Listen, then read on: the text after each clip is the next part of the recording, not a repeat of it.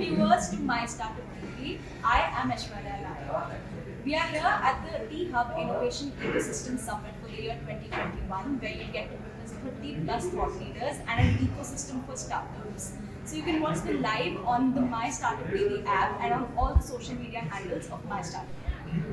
This evening is the culmination of the Innovation Ecosystem Summit organized by T-Hub. The 4 days event was held both online and offline. We will be shortly joining for the offline panel discussion.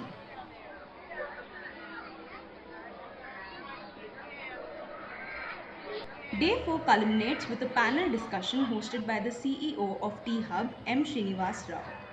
The four eminent panelists are Dr. Kishore NK, CFO at Real Estate and Infra Group, Prakash Bodla, Managing Director at Career Technologies India, Ramesh Loganathan, Professor at IIIT Hyderabad, and Vivek Verma, Venture Partner at Venture Catalyst. Now join the panel at T-Hub with My Startup TV. And then establish that, right? There, I don't think there is actually a one unified forum where all the governments actually typically tend to talk. Just like an economic forum, there needs to be an innovation forum where the governments can also talk and help each other out, right? The fourth thing is that let's actually not just put everything onto the onus of the governments. There is a lot of things that the entrepreneurs can actually do, wherein they need to be in a position to actually pitch their things to the government and at least ask the government to give them an avenue for establishing a proof of concept.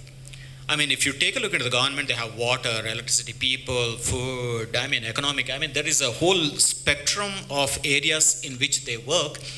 And invariably, any of these companies, the startup companies, will fall into one of the buckets, or maybe more than one bucket as well. Why not the government actually take that extra step of saying that, you know what, you have come out with a cool idea, why don't you experiment in my electricity department?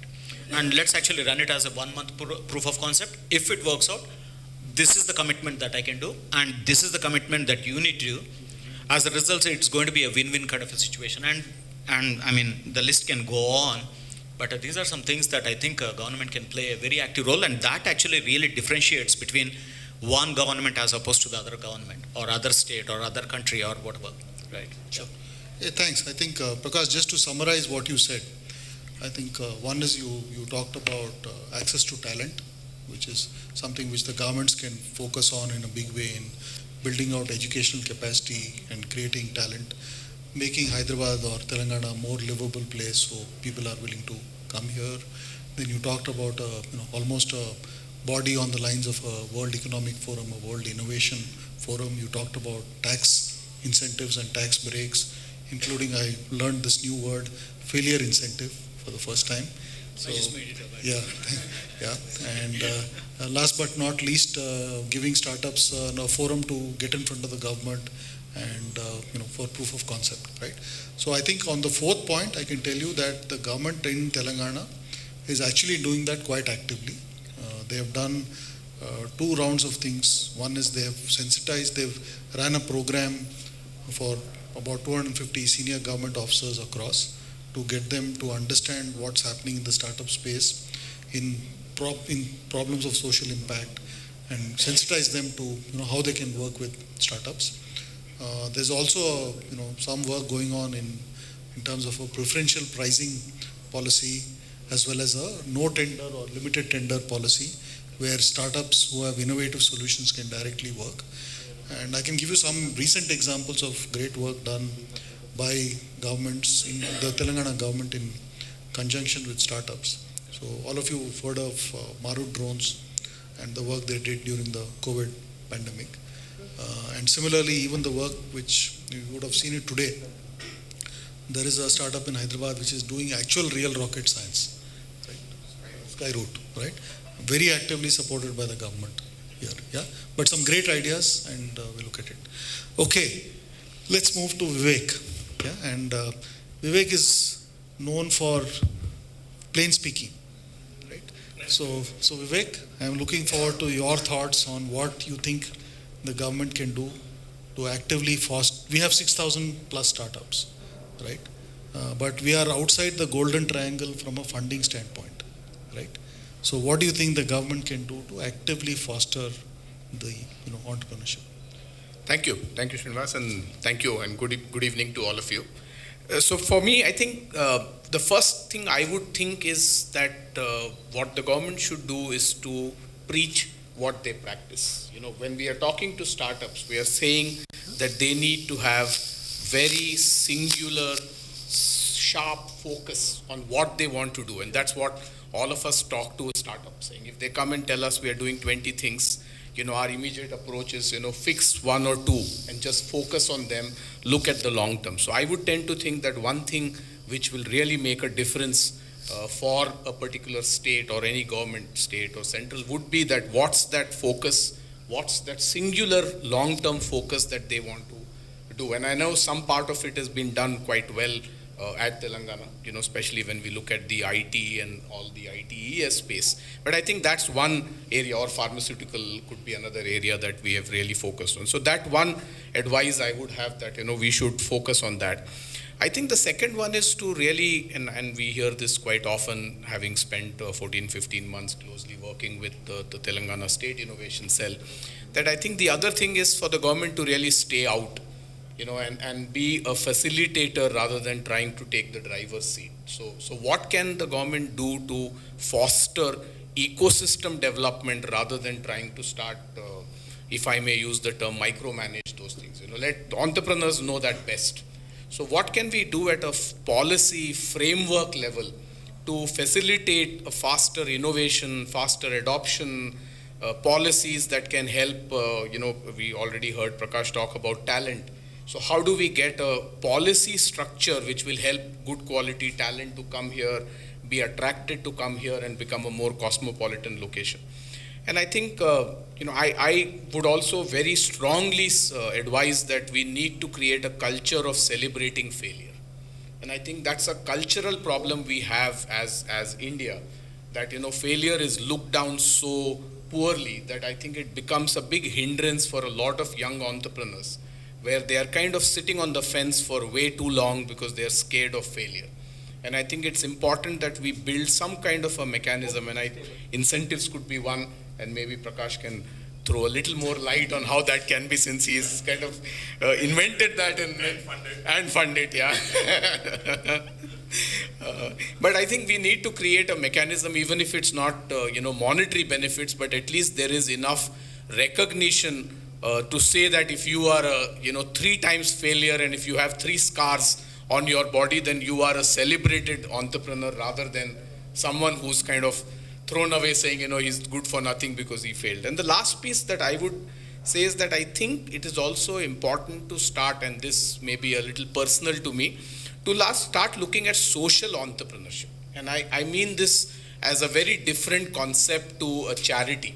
I'm talking about how can the government play a role. Now SDGs are a very, very known thing right in our lives on a daily basis. Sustainability is such a big thing. So what can we do to encourage more and more startups to become someone who has profit as a motive, no doubt about it, but also has social as an equally, if not more, higher motive.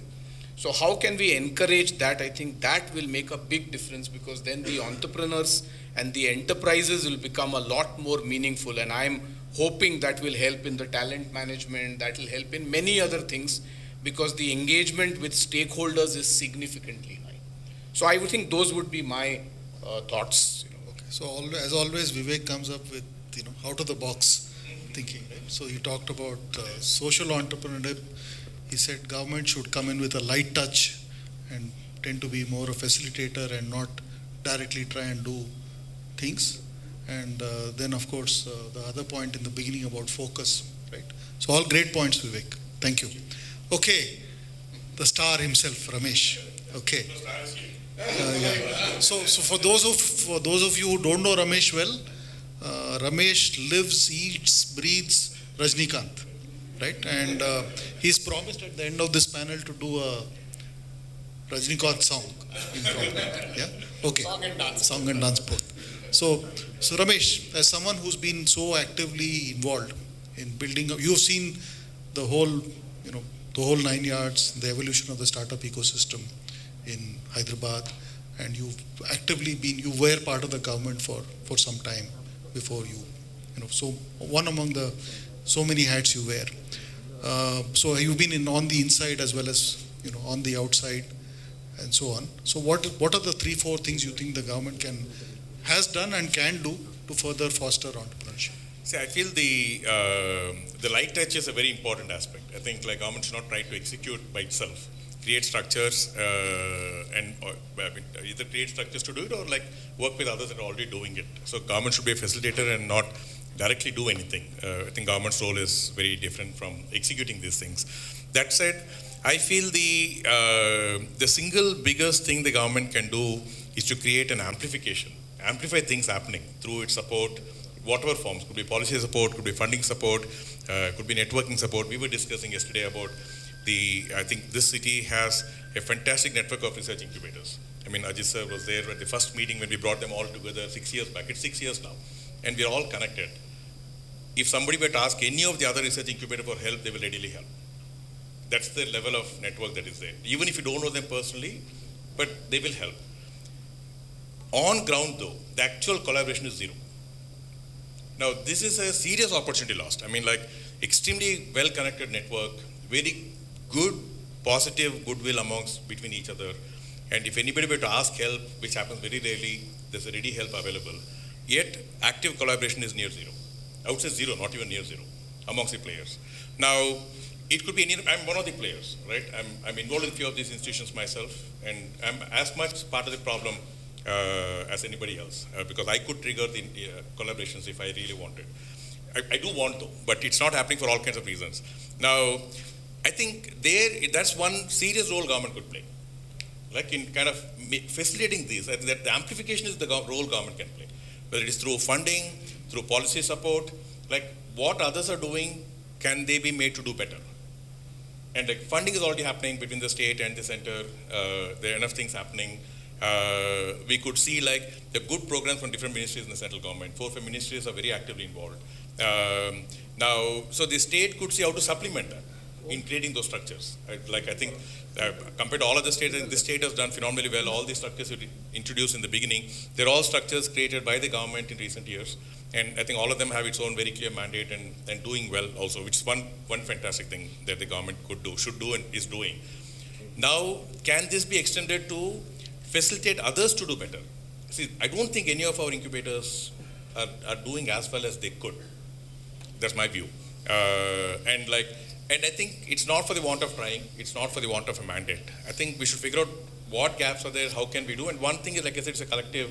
If we kind of come together, we probably can do much better than we're doing today. And so my single thing that government can do, in my view, is amplification. It's like they say, like, don't give fish, teach them how to fish, right? If government supports 10 startups, there's only 10 startups government can support. It's good. They should do also because there's an opportunity available for those startups. But by working with other enablers, it can support 100 or 1,000 startups. I think so that the support to amplify the activities happening in the state and amplify the enablement is the single biggest role, in my view, that the government can play. Okay. So I'm going to pick you up on one thing you said, right? You said, Professor Ajit is also here, right? You said all of these institutes know each other, they're willing to help, they're not willing, but nothing is really happening on the ground. I think you even went to the extent of saying it's zero, right? So now I'm going to throw a provocative question at you, right? And on the other hand, he said we should be light touch, which you echoed, right? So what role do you actually see in the government in making this happen? So one thing I see is to facilitate, like I'll just take a simple example. We started this network of research incubators. The first meeting we had in Radisson, when Ajit sir also was there, it was hosted by H4A, Hyderabad for Innovation Group. We're all super thrilled that there was so much happening in the city, especially on research-led incubation and support.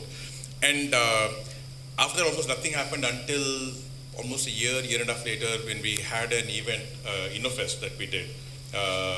Not a year later that year, not a year later, about 7-8 months later, where we had about 20, we'd invited all the research incubators, I think 21 or 24, it was right here. TIA was not formally inaugurated yet, but that event happened a few weeks before TIA was inaugurated, InnoFest, and that meeting happened as a pre-meeting a week before. And we had a fantastic discussion, got to know each other better, then nothing happened for a while. Now, then finally in 17, we decided to create the incubators network. Now, we started it, it's always, the initial energy is very easy. There's an enthusiasm. How do you sustain it? It got sustained for one single reason. Funny, when he became the Chief Innovation Officer, put one of the innovation fellows, when he got the fellows, he had 6 fellows in the first year. One of the fellows, he made them responsible to manage that network. All they had to do was, we said we'll rotate, each will host a meeting. All the person had to do was like just in this meeting, at the end of the meeting, identify who's hosting the next meeting. One of the incubators hosting the next meeting. Then the follow-up is only with that incubator. If in that meeting, if we said, okay, next meeting we'll host at IIT CIE, that person has to follow up with me a few times. Well, we said that the next host will decide the agenda for the meeting. We'll, if there's 1 or 2 speakers, we said it'll be a very small number of speakers, arrange for the speakers and host. So that person will follow up with me only to fix the date first, fix that 1 or 2 speakers. Once it is done, that person will inform everybody. Now, this whole thing would have taken, just that it's top of mind, it has to be top of mind for the person. But the amount of time it takes is no more than a few hours. And then be at the next meeting. So the total time investment in a month is less than like 6 to 8 hours. But it has to be top of mind because it's happening over 15 minutes every day, like types, it has to be top of mind. Just that ensured this happened for about 8-9 months. And then there was enough momentum, then though that person left and there was nobody else driving it, it kind of continued. Though not every month, but we are still kind of in touch. Pandemic, of course, we only met twice. So that is the facilitation I'm talking about. It's not that, like I said, if we programize this, if we can programize a joint cohort, like we were discussing yesterday, if you can programize a joint cohort, it needs secretarial support. All of us will do our piece. It needs secretarial support, somebody to coordinate this. So that's the, because when it's a community effort, yes, in an ideal community, one of us can coordinate, but in my experience, it doesn't work. One of us coordinating is very, very person dependent. It's not system. But the secretarial support to facilitate is one very important factor to make sure this kind of community initiatives work. Okay. And I've seen it work in the past, I'm sure it will work. Sure. Just to add to what Ramesh is talking about, sorry I'm taking the No, please. I think a great point, Ramesh. And probably the other way to be looking into is that each of these centers have been designed or with a specific requirements, KPIs, objectives, goals, right? Maybe they need to also have a goal that you need to work with other people, then only instead of getting 100 rupees, you'll get 200 rupees kind of a funding, right? Or 150 rupees. So there needs to be a motivation for these people to collaborate or else you won't get the funding. Maybe the government can also think in from that perspective in terms of how do I enforce or how do I incentivize an additional extra, sum if they can take the notch up, right? And who are in a position to collaborate pieces together. Maybe that could be one way. Apart from whatever you have actually talked about, maybe there is other way from a policy standpoint. Yeah, absolutely. I think that will work. We need to discuss a bit more on failure incentives. Sure. I'm sure government has got some. It's a fantastic thing. No, it's a fantastic thing. It's a fantastic thing. I think it needs to be put into a system. Yeah. Yes, sir.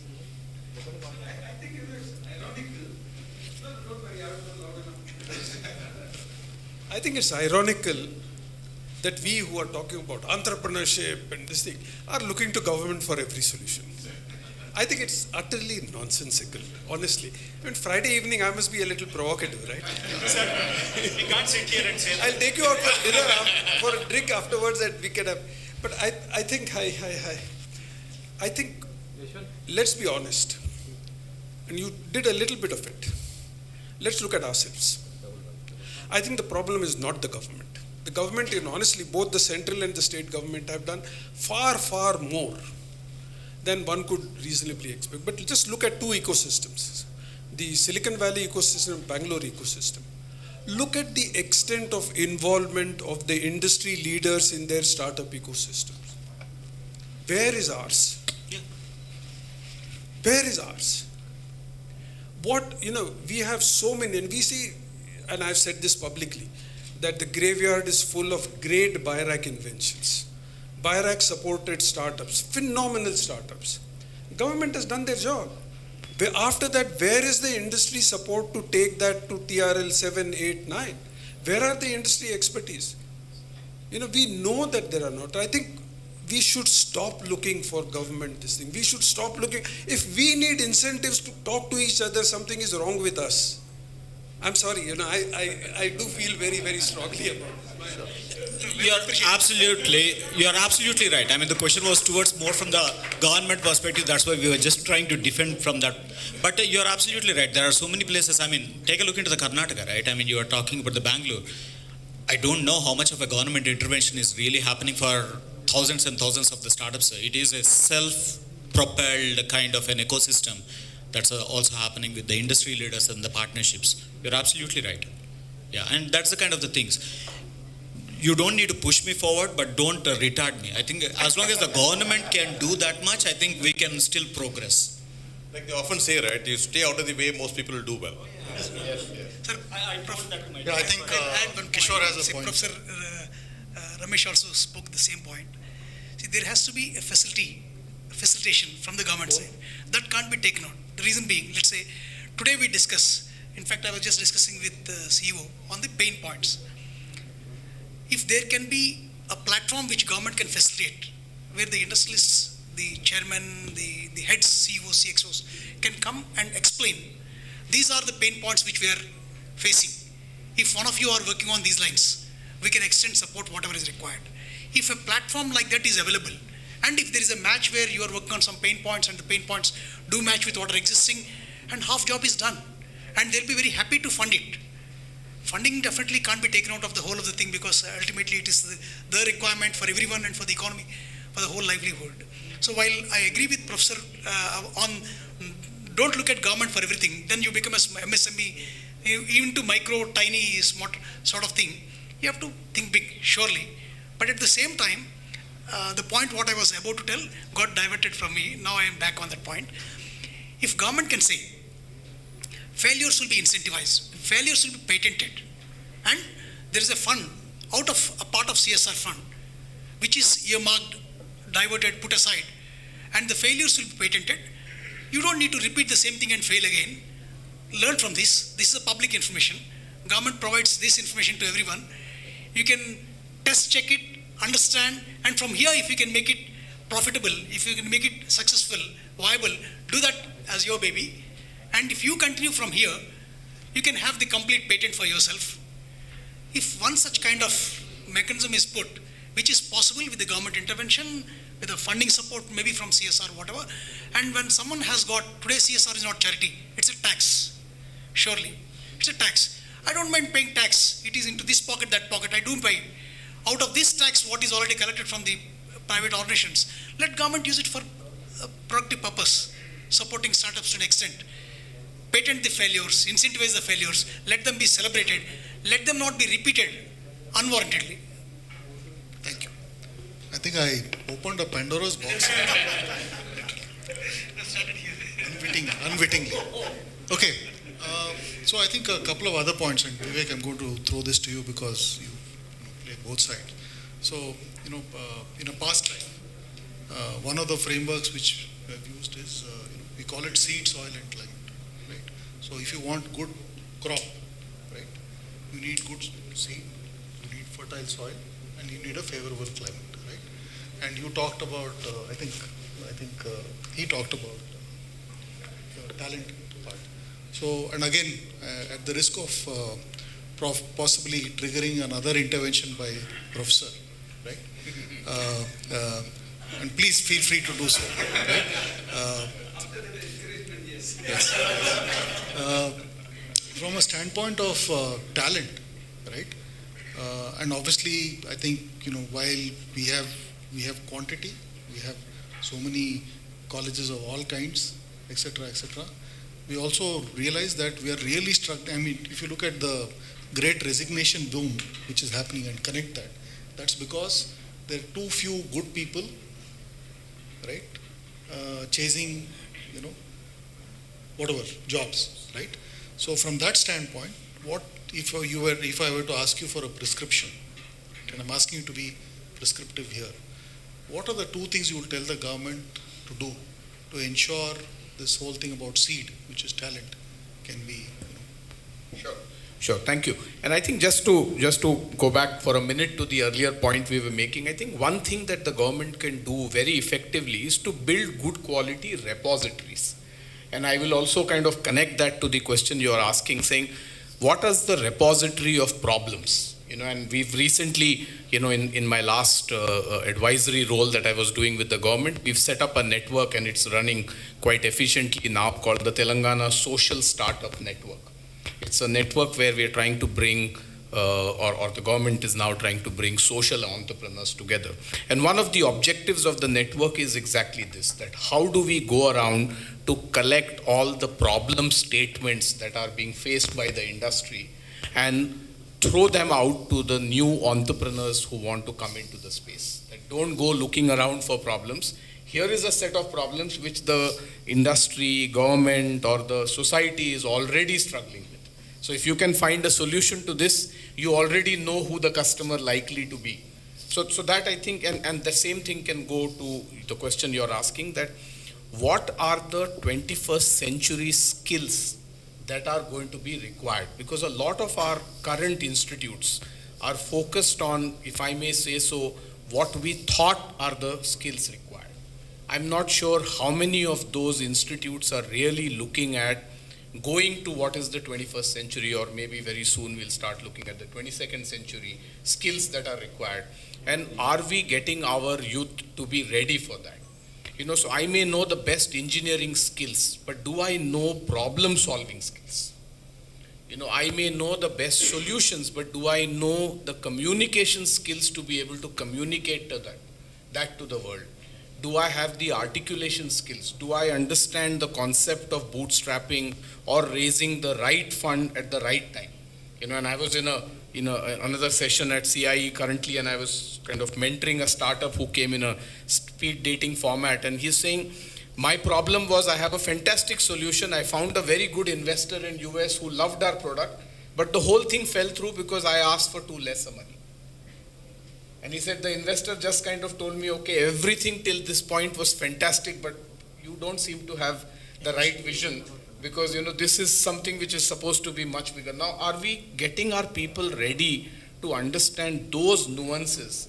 I think that is where the collaborative effort, I would think, can be taken to the next level. And I know the attempt with TASK is that how do we do it, but I still feel we are still in that game of saying to see how do we get people jobs, because the college's incentive is that my admissions are dependent on my employability, and it doesn't matter if I'm going up the value curve or not.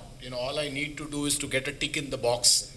Once I've got a tick in the box, I'll probably start looking at the second tick in the box, so to say, on quality, which a few institutes are able to do, but most are not. So I would think if there is a way where the government can help to say, these are the skills, and that will happen with a very good collaboration with industry.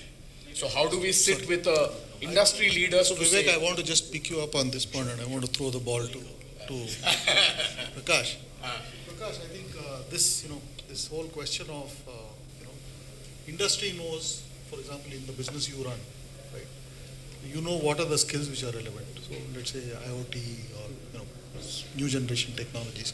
Just to quickly respond, what role can you play to support the government as an industry leader to ensure the skills which are imparted today are relevant?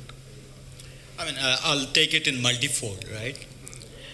Point number one is that actually we don't know what we would require tomorrow. Okay, that's a fundamental thing. Industry studies has actually shown at least 50% of the current jobs, in the sector that we are talking about, never existed about 10 years ago, 15 years ago. So if 50-60% of the jobs never existed 10 years ago, what is the guarantee that these jobs are going to exist 10 years from now, 5 years from now, 3 years from now? And the time is going to be, the time is going to be accelerated. That means the shrinkage is going to be happening much faster, right? So that's point number one. So I don't know what I don't know, and that will be for tomorrow. I know only today. But that's very, very myopic, right? I'm only talking about what I need, and before I can influence the government and the government can do something about it, that opportunity or that skill might become irrelevant also. That is the rate at which we are actually going. One thing that I think as students, or one thing that as an institution that we need to be really imparting, is not focusing on Java or Bhava. Forget about all those things. there are like 10,000 programming languages, but you go to Amirpet, I learn 10 new programming languages every day whenever I go through that Amirpet. And I says, oh, there's now new programming language. Oh, there is a new package. There is a new software, right? But next time I go, half are gone, right? I mean, it's more like a fashion statement. What needs to really happen is, what is the problem that we are trying to solve? A lot of people, the governments or the entrepreneurs or the companies, try to put the technology in front of the problem. So you can't put the cart in front of the horse, right? You need to put the horse in the front. So what are you trying to solve? And maybe I could solve through the COBOL. I don't care. I mean, end of the day, I'm a customer. The entire operating system, iOS, if it is written on COBOL, I care nothing, right? It works, it works. So the important thing that we need to really impart to the younger generation is in terms of the adaptability. We are so hard focused on the math in a specific way, the languages in a specific way, or the thought process in a specific way, and that specific way might not even exist tomorrow. And a lot of people could actually fall through that chasm, and that's the challenge. And they might not even know how to adapt themselves for the future. The skill set is different, the demands could be different, the way they actually operate is different. So that adaptability in terms of learning something, I think that's where it needs to start from the government, it needs to start from the institutions, it needs to start as a mindset from the students in itself. That's what I look. And what I'm looking from a corporation that you are talking about is, I just need this, I'm hungry now, and this is what I need. And once you give that, maybe my hunger might not be there till tomorrow, day after tomorrow, I don't know.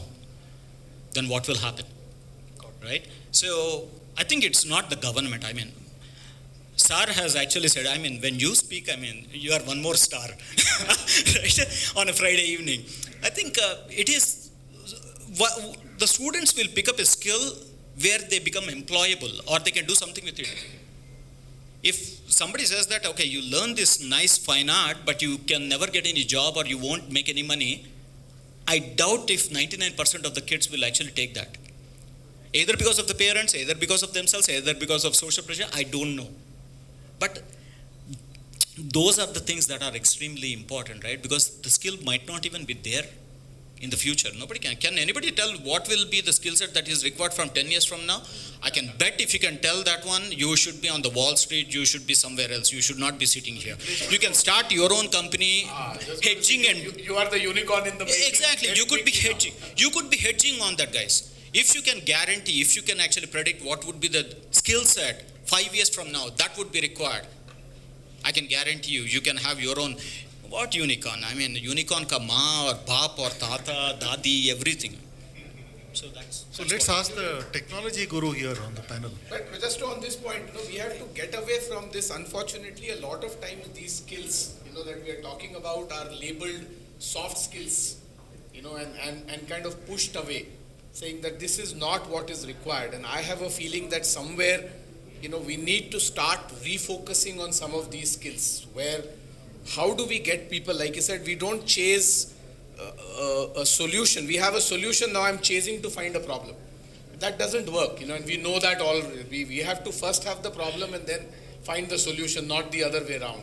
And similarly, all other skills, whether it's problem solving skills, whether it is communication skills, because those are going to really become a big difference in the difference between a very good engineer and a very employable engineer. And probably, sorry sir, right? This is your panel discussion. Let me also tell one other thing. Probably the formal education might not even be a necessity for you to be employable in the future, which means that the universities will only be playing a supportive kind of a role rather than मेरा बेटा engineer बनेगा, IIT जाना पड़ेगा, ऐसा कुछ नहीं होगा, right? I know this. Probably I can use these two skill set, and I could have done some jugaad and learned it by myself, or my maid would have taught me those things, and I can actually make a fantastic thing out of it, right? I don't need to be in an MIT paying like $400,000, and I don't know what I did with it, right? So education Ramesh, and the universities. You have your CV ready? Sorry, and you're from IIIT, so I don't want to. By the way, please make sure IIIT is a good school, so I'm not disputing anything against IIIT or any of its associations. No, but I think that in the future, You don't need to be associated with a particular school. It depends on who you are and what you can bring to the table, and that's it. Whether you are from Czechoslovakia, which I don't even know how to pronounce that name and spelling that name, or you could be from here, Hyderabad. So I'm just going to take a small pause. Please, right? please. So we have, I also realized we have a very interesting, we have the old world, right, traditional business, and we have the new world here. Right? So I think it would be useful first to get the old world perspective on what the government can do, right, and what industry can do, right? Because I think we have to get out of this government is our ma-baap, syndrome, right? Government has to do everything and all that. Government, Yeah. So from an old world perspective, what do you think the government can do, right, to ensure there is, this whole thing about an entrepreneurial mindset is built among young people? Not necessarily everyone is going to become a Ramesh Loganathan, right? So many of the startups, in fact, as they start producing something, offering solutions, they don't know how to invoice. They don't know how to price their solution, most of them. And then they start learning these things and fall flat in most of the cases, lose a lot. Then learn, fall down, dust up, and then start running, and they may lose the competitiveness in the process. Why not formalize a bit of the skills required for a startup enterprise and have it as a chapter, have it as a small subject in this study? Make it optional, like English, Hindi, Telugu, Sanskrit. Let them study it if they want. Let it not be included in the total scoring. And they want a lot of things. I've been discussing with many of the startup enterprise. They ask simple questions. Night 11 o'clock they'll call, sir, I have to send one invoice to my customer and this is my pricing, kindly advise, is this fine or not? And I can easily see he's sacrificing his sweat, blood, tears, subsidizing his pricing. He doesn't understand how to price. In fact, we have done not a field survey, universe survey, quite a long time back, using management graduates on MSMEs, not of course on startups. MSME startups, sometimes the line is here and there. What we found is, most of them are really subsidizing their product with their sweat, blood and tears.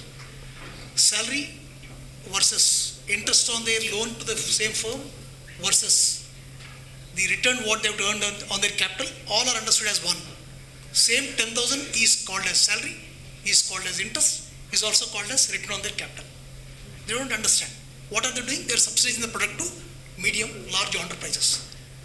And what else are they doing? They are also training a good talent for good 1.5 years, 2 years, 3 years. When the talent is ripe and hands-on, and they poach, most of the cases.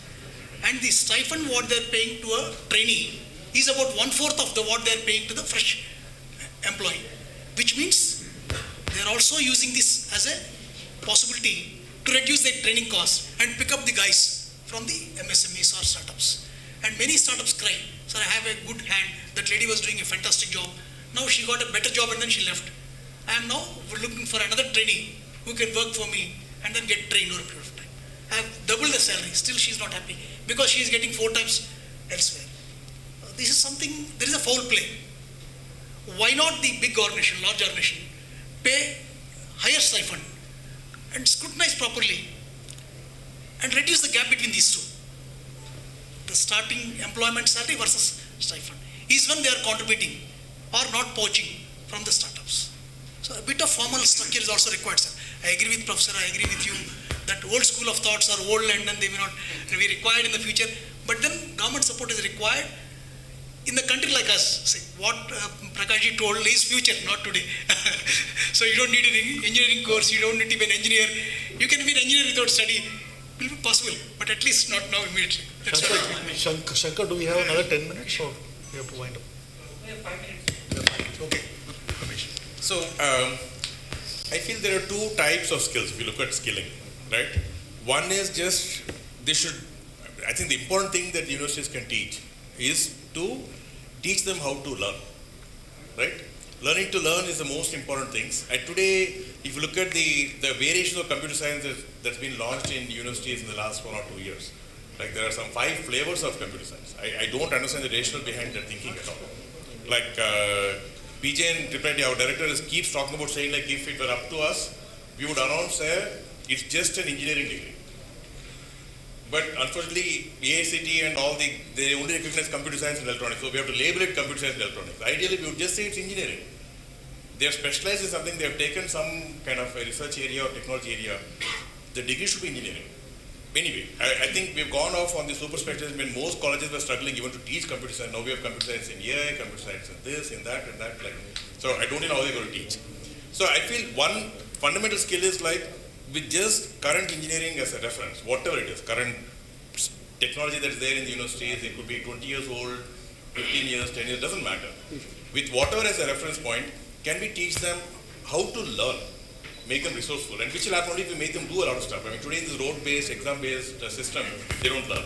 It should be more of projects and hands-on based. Every subject should be hands-on. They're going to learn much more. Now, once they've learned one programming language, it's not difficult to learn the next programming language. To Prakash's point, like, I mean, how did they pick up, like, what was not there 3 years back, how are they being proficient today? Because people hired, either they've been hired for the learning skills or like over the years they've learned to learn.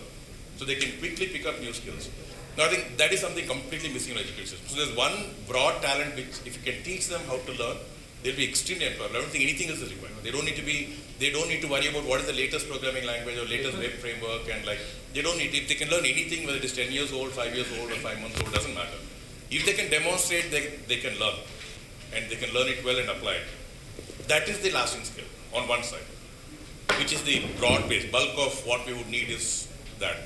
Then there are some very niche skills that has to go deeper. Now there's a small percentage. Like when people tell like we need cybersecurity, like there's a huge need for cybersecurity. I keep telling like we were in 800 at one point. There were almost 1,000 people when I was in Progress. 1,000 people development team, like with technology products, infrastructure products, selling mostly to enterprises, and we had 2 security architects. 1,000 member development team and 2 security architects. So that's a super specialized field, but you don't need large numbers. Like you talk about somebody building an AI solution in computer vision, like the solution may need like 40, 50, 60 developers. But the ones that need to know the computer vision algorithms very well are probably 2-3 people. So you need people that can pick up anything and do it well very fast. So that is the breadth. And then you need a little bit of depth. Now I don't think our education system is designed for this. And like when industry says I'm finding unemployable skills, they're looking for the wrong skills. When they're looking for Python today, they're not going to find. But if they say, look, it doesn't matter what you learn, you show me what have you learned, they're likely to find more people.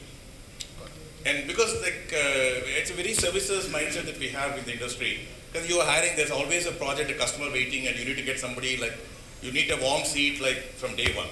And you're looking for warm seats. In that process, the whole future is being compromised. So that's my view. There's a broad breadth. Learning to learn is the most important. Our university should remove all these CS variations. Just have only one engineering or at most go back to CS. But unfortunately, we've gone too far on that.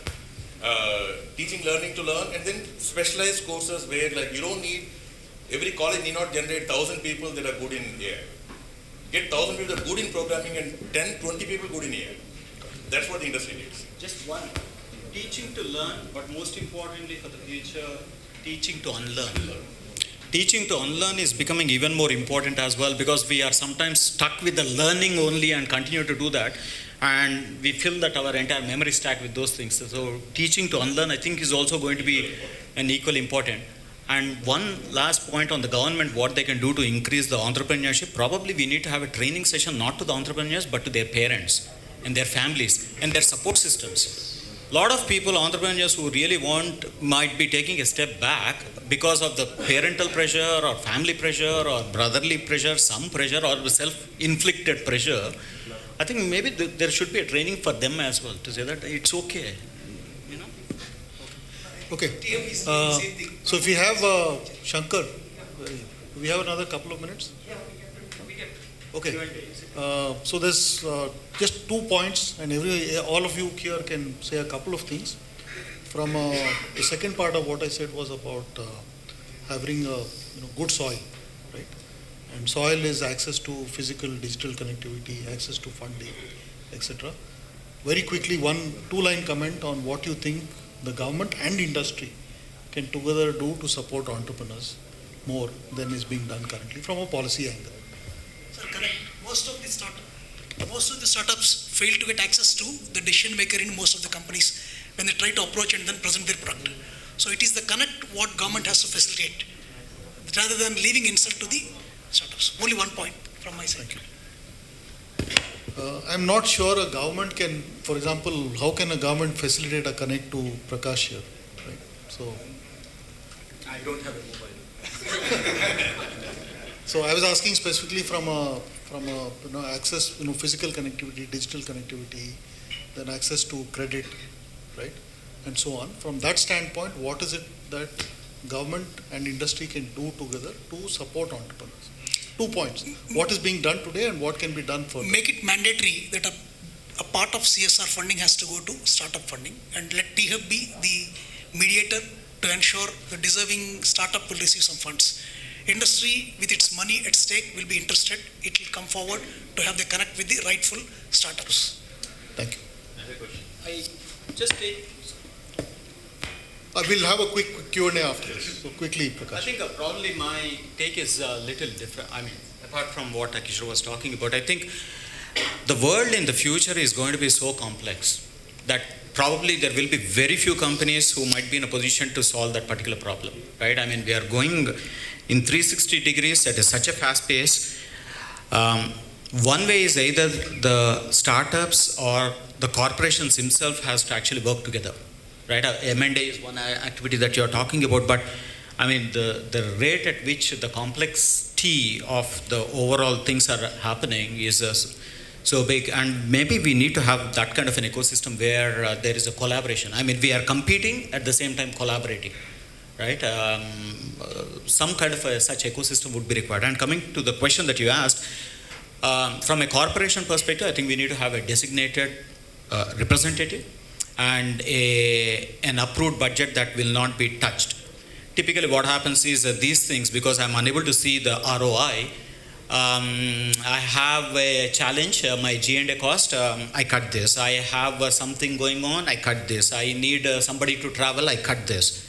Either for the government or the corporations, once you allocate it, you allocate it. It's like an escrow account. Nobody can actually touch that part.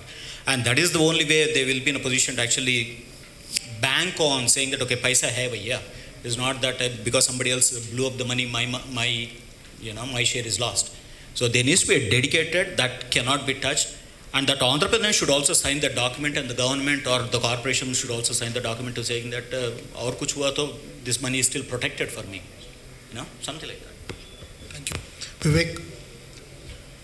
I think, collaboration will continue to be the theme for me. And I think what the government can do is to help build a physical or a digital platform where a lot of these transactions can happen.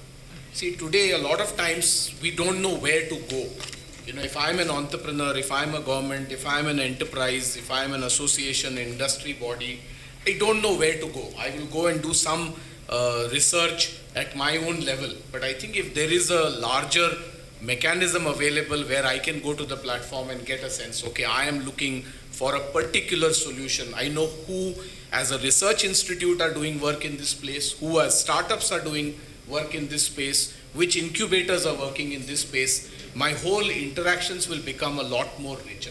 So I think one role that the government can surely play, or government and industry coming together can play, is to build this, for want of a better word, a marketplace, where I can go and look for innovative approaches or things that I can do. And this can then further get taken forward to talent and to other parts of the solution that we are looking at. So I think that would be a key role that somebody in the government can. Ramesh, as always, the last word. So I think especially if you look at government and corporates together, there needs to be a little bit more of risk appetite and experimentation. I think the reason very few startups get engaged is like a company or government will look up, especially companies will look at them only after they've proven themselves. Now, I mean, there has to be a first one where who is willing to experiment with them, and then a second, third, fifth. Then the 10th one comes and the corporate larger company is willing to work with them. I think that appetite needs to increase and work. I'm looking at Prakash here, so that I feel that can today the very few people willing to be the first customer. If we can change that, just experiment. Not that they have to compromise on their expectations, and just cut some slack, give some time to fix the rough edges. And if it works, it works. If not, drop it. It's okay. There's a little bit of risk of losing time and effort and energies, but that I think alone can significantly increase the effectiveness of the startup. Get one large company that's given them 2-3 months of whatever. Every time they say it's not working, that feedback to the startup. If they fix and made the company happy, now they can easily go and get the next 5 customers. But it's not the same with a small company. If it's a small company, they still have to go struggle, get 10 such companies before 11 large companies willing to come. But if the first one is a large company, so I think that little bit of appetite, risk appetite should be there in large companies and startups. I mean, government. I'll treat actually the governments and the corporations not too differently.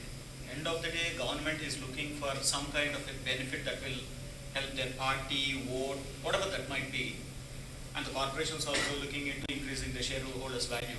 And the entrepreneurs are also looking from their perspective, as a result, how can I make more money or more market margin. So each of them end of the day has actually a kind of a similar goal, I would say, right? What's in it for me? Right? And that what's in it for me probably has to be really put onto the table and then debated or discussed between the governments or the institutions, everybody. Why are the institutions actually, why are so many institutions started in Telangana? Right? Because of the jobs, that's it. I mean, like, at one point we had 600 or 500 engineering colleges. Oh my God, I mean, we are like manufacturing engineers faster than manufacturing engineering colleges. You know? So, I'll stop here. Yeah. Okay. So I think we can go on, right? We can spend the whole evening actually, but I think we have to stop. So we'll just throw the floor open for 5 questions. Okay, 5, and somebody can share the mic with people who want to throw the questions. Please keep the questions brief, and I request the panelists to keep the answers also brief.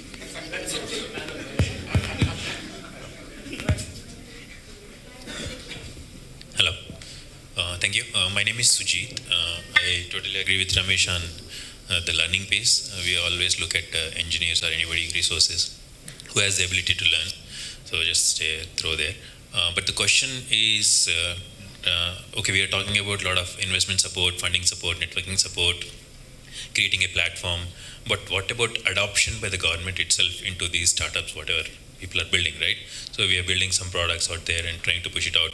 But is government dare enough or have the appetite to even try it out into their kind of operations and adopt the technology or the products that we are building? Is there any program that they're planning to set up or any budget that is set aside, apart from taking the risk of investment? How about taking the risk of adopting the product onto the operations? Is there anything like that? I'll ask Ramesh to answer it because he's had. I'd say government. Most startups, government cannot even be a customer. So I don't think startups shouldn't worry about government. Government is like any other customer. If there's an opportunity for the startup, they should pursue. I don't think government needs to do anything special. Like, you'll have the exact same problem in a large company. It's not like if you're the first customer, you can even get a large company to adopt. It's the same. I don't think any startup should worry about whether the government is going to adopt or not. Like, there are no doles here. If the product is good, they'll adopt. Issue is only with the early adoption. It will take some time to establish, and there will be rough edges that needs to be kind of. So that you have to find a good company that's working. I mean, every startup struggles through that first customer. Even the most successful startups today had to struggle through. The other day, Bhaskar was here. They had a $3.4 billion exit to Cisco, AppDynamics. And his struggles with his first set of customers were no different. Just that the perseverance. You just have to, and once you get the first few large customers, then it is kind of, it gets into a different problem. So I don't think government needs to do anything there. Startup has to go, whether it's government or somebody else, you have to convince them and get your first customer. There's no shortcut there. Maybe there is a way, like how the 150% depreciation expenditure admission is allowed on scientific expenditure.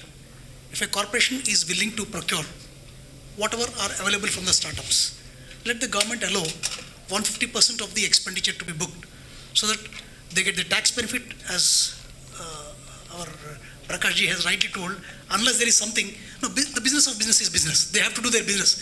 If they don't exist, they can't support startups. and they cause big failure for the economy. So they have to sustain. They have to be on the business scale only. At the same time, the cycle can be run by the government in a bigger way. So if government, let's say, admits that whatever you procure from a registered startup, registered through one of the intermediate, like let's say like T-Hub, registered, identified, genuine startup, of 100 rupees invoice what you have paid, 150 will be admitted as an expense. So you get to save some tax on your another 50%. Why not that? It can always be done. That way you increase the competitiveness for a startup.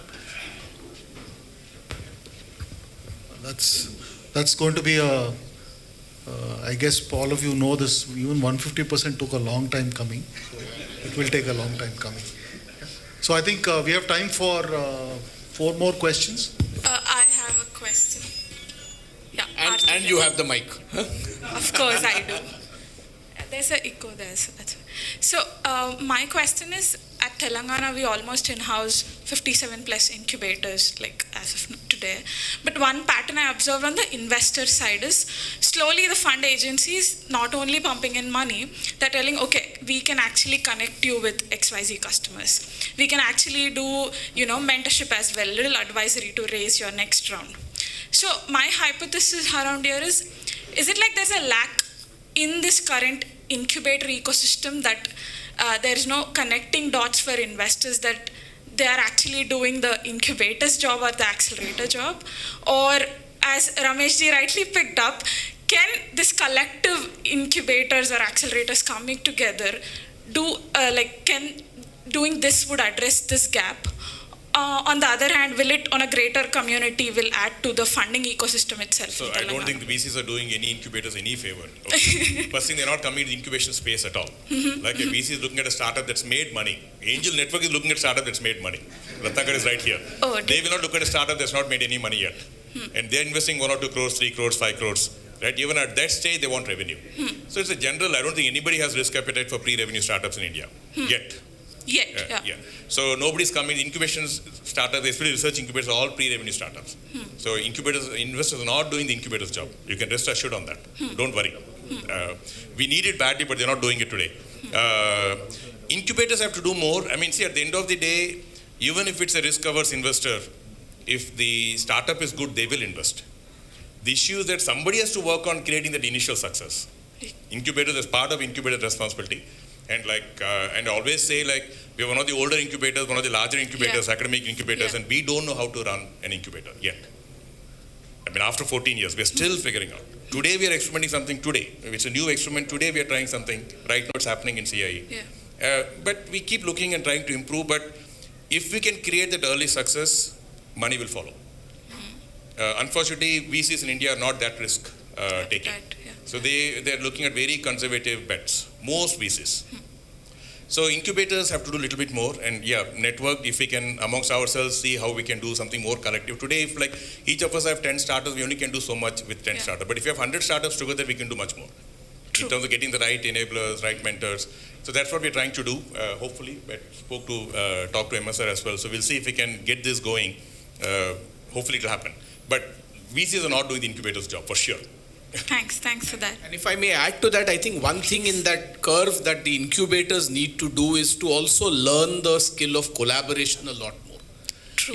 Even today at quite a few places you see, while it is good, each of us have a P&L, so I understand each incubator is a P&L head and is looking at competition. But I think somewhere we need to rise above that to also look at the larger ecosystem. That what is it that we can do collectively which will make a benefit which is larger than what either one of us can get. So I think that element also, maybe that's part of the journey that Ramesh is talking about, that even after 14 years later they haven't learned. Many others are not even that old. Thinking of So I think that would be one more element I would think that needs to be added in that journey, saying we need to look at a larger picture and not get stuck in our own petty issues or our own issues at our incubator. Okay, so I think we are almost out of time. One last question, I think. Okay. My name is Ram Mohan. I'm a founder for Infogress Technologies. So Hyderabad has got an excellent innovation ecosystem in place. But how do we capitalize? How do we keep track of the innovation events that are happening in Hyderabad? See, last year I was part of Rejig Startup Hyderabad. It was an excellent program. And on that platform, every incubator and all the investors and industries were brought onto the table, and so a lot of startups got benefited out of it. But how do we sustain and see the momentum in place? As Ramesh said, see, it happened last year, and how many of them got succeeded in getting funding? How many of them are getting succeeded connecting to the industry? Is the key, so we have to keep track on it. I will ask the question right back. Yeah. How many of them even bother to reach out to me? Zero. Okay. There were 140 startups, about 110 or so, I think Vinod was not here, she'll remember the exact numbers, went through the month-long mentoring. They had a chance to meet with no 40 mentors. There were like at least 7, 8, 10 of us that were very, very actively involved. Not one of any of those 110 startups have reached out to me in the last 1 year now. It's 1 year, more than a year.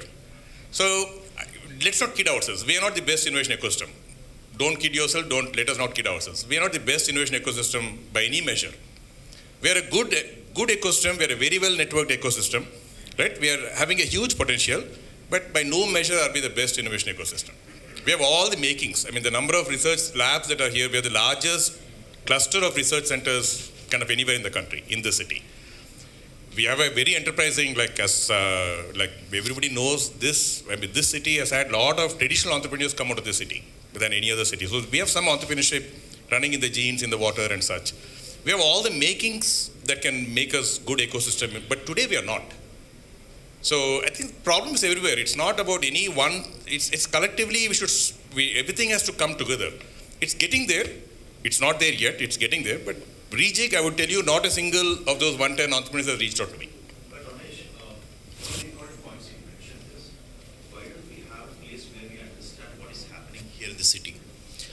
If you today, I would say like you go to track 5 major, if you pick any 5 big, whether it's incubator or, you will know reasonably well what's happening. Well, when the world is all about aggregators, why are we not doing that aggregation? But why do you need an aggregator? You can't track 5. When we're talking about an ecosystem, we definitely need a one place. Can't a startup founder track 5 major enablers? See, it's not about who can do it, it's about how can we help others do this. No, we could, but I'm just telling. It's definitely not about me going and doing this job. It's about helping others do this.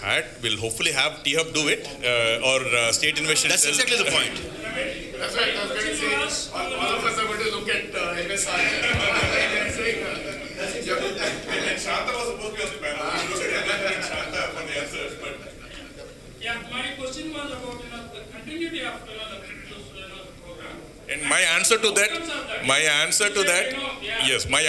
was continuity runs both ways.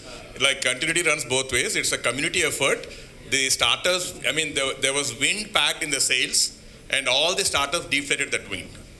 Right? The wind was packed in the sail. In that, not a single startup has followed through on that. There were a lot of connections made. Yes, they all benefited. I'm sure in their own private ways they've gone.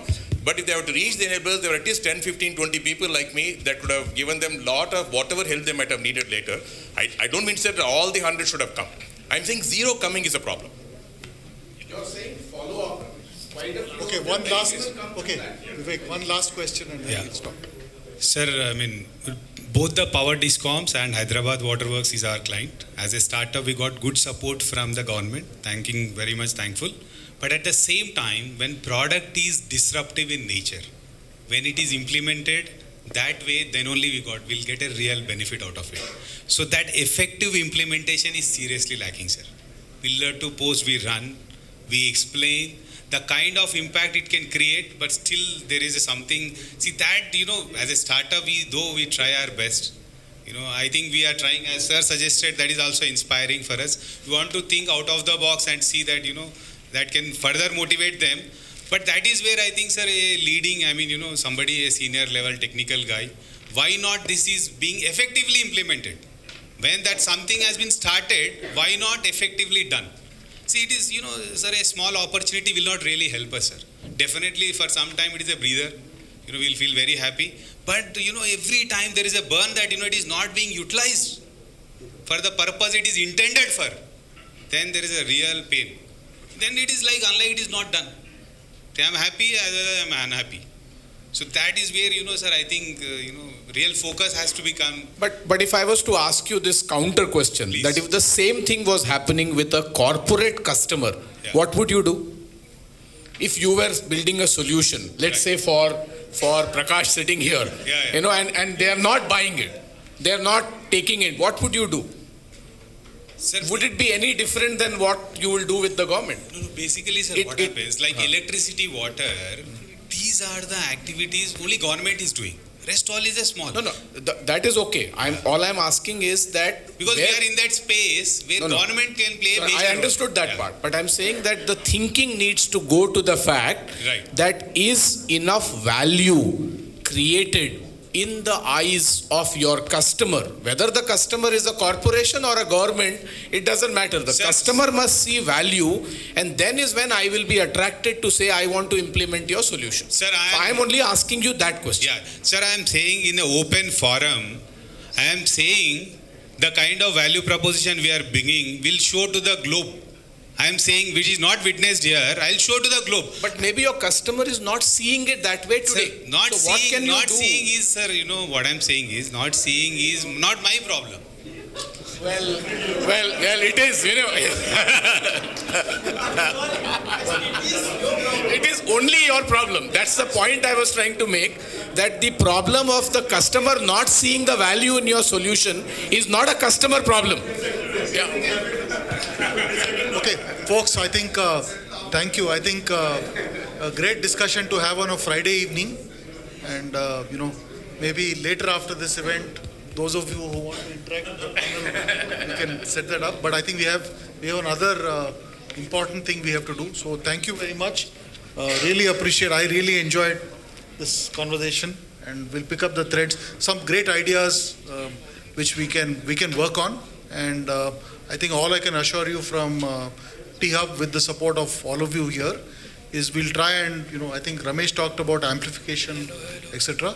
We'll try and, get all your issues out and see what we can do. Yeah. Thank you very much.